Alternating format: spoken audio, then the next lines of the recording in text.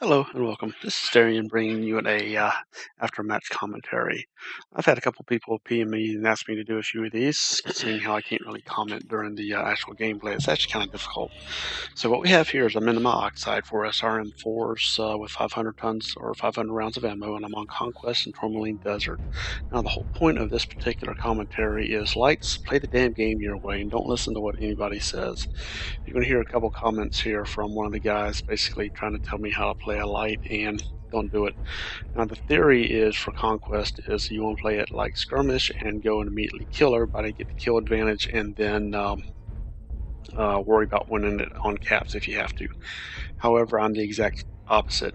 Usually if I'm the only light or there's only one or two lights on each side, I will immediately start capping, and the way I look at it is if you get a cap count ahead of then you don't have to worry about trying to get the kill count because you can win on caps.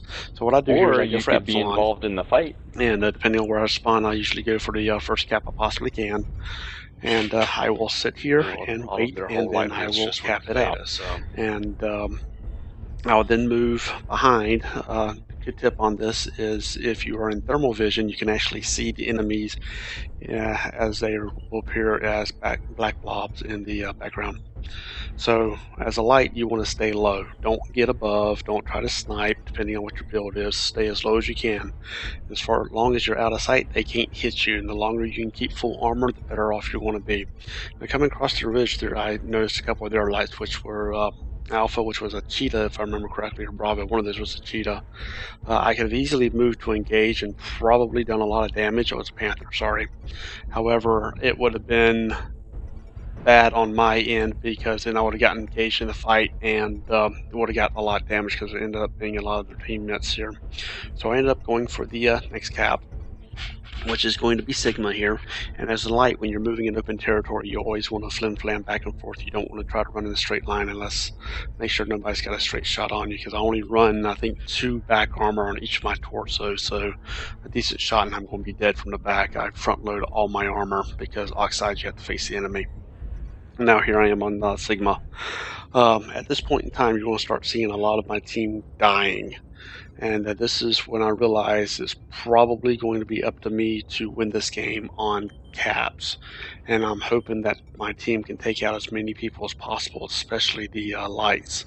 If they can take out the lights, we actually have a very, very good chance of winning this match.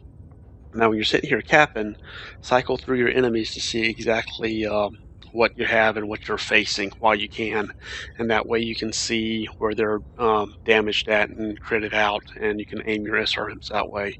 The thing about the Oxide is an Oxide's a middle to a late game mech. It really is. It can go in the first couple minutes, but it really shines when you have exposed components. So me personally, I will usually wait until at least 4 or 5 minutes into the game before I even try to engage anybody if at all possible. And now Sigma's captain. I'm going to move over here to Kappa, and as you can see, my team is slowly dying. And there go Wolf Skills. He's one of the ones was trying to tell me how to play. And I don't know if you can hear the exchange or not. All I can just hear is me talking, so I don't know if you can actually hear the in-game commentary. People went for caps.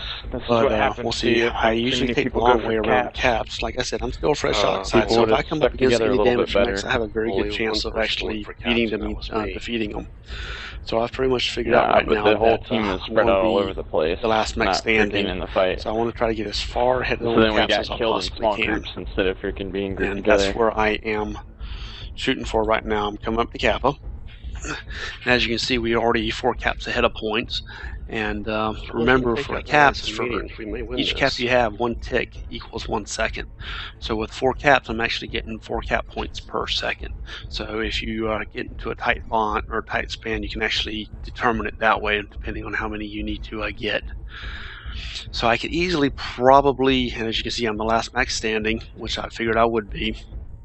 And as you can see, I could probably just hide right now, but no, I've got to take it all. Figure the closer I can send this out, they have better enough off players now. I have no idea if they have any lights or mediums that were actually killed. So there's a Panther, and I believe we won't have enough I want to say time. it was a cheetah. I can't remember. It's okay. You see, I'm sitting here taking alpha, and I have seismic module, which seismic radar derp is on all my light mechs. They are a godsend. As much as I hate to say it, you really need to do them in order to be an effective light. And yeah, this is pretty boring because it's a cap win, but it proves just how valuable doing caps first one light mech doing it will actually be.